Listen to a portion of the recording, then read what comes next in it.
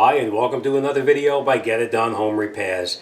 Today I'm going to show you how to change a filter, and this is it's called an under sink filter. It's not a whole house filter, it's an under sink replacement filter. This is the one that I'm actually using. The filter is made by GE, but there's multiple brands out there that you can use. That just happens to be the brand that I'm using. Alright, so this is the unit itself underneath here that we're going to be changing the filter in. Now, as you can see, it's mounted up against the side of the cabinet right here, but if it's not mounted on the cabinet for you and if it's hanging loose, just be careful you don't do any damage to it. Alright, first thing we're going to do is we went into the other room and we shut the water supply off so that the water is off. We then opened up the faucet to release the pressure that's in the line so that when we open this up, we don't have water squirting all over the place. So that's what we did. We released the pressure with the regular faucet.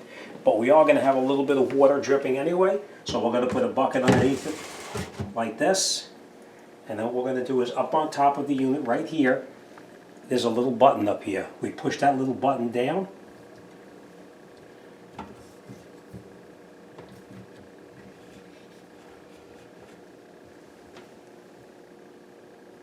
Okay, I'm going to edit that a little bit right there.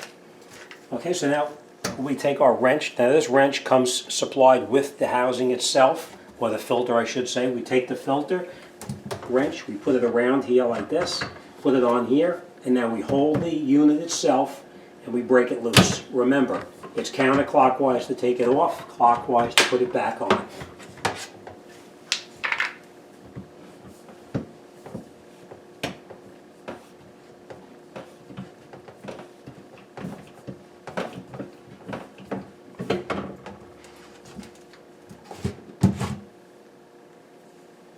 Okay, this is the old filter here. You just pull the filter out. We take our new filter and we put it in like this.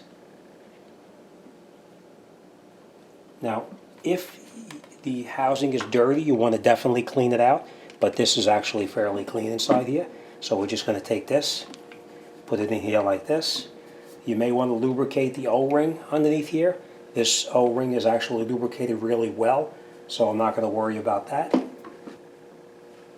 we're going to take the unit, bring it back up underneath here like this, screw it in here like this.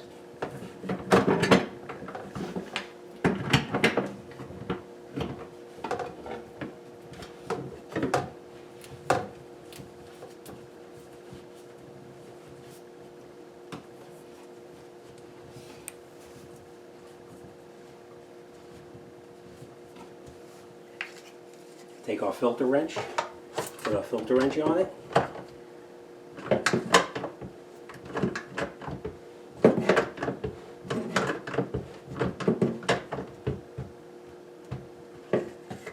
Okay, now you don't have to go real tight, you just have to snug it down because the O-ring is what's actually going to seal it. And that's it, we're all set.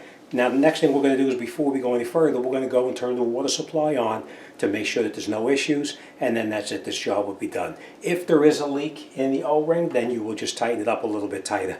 But that's it, fairly easy. Alright, as always, thanks for watching. I'll see you on the next one.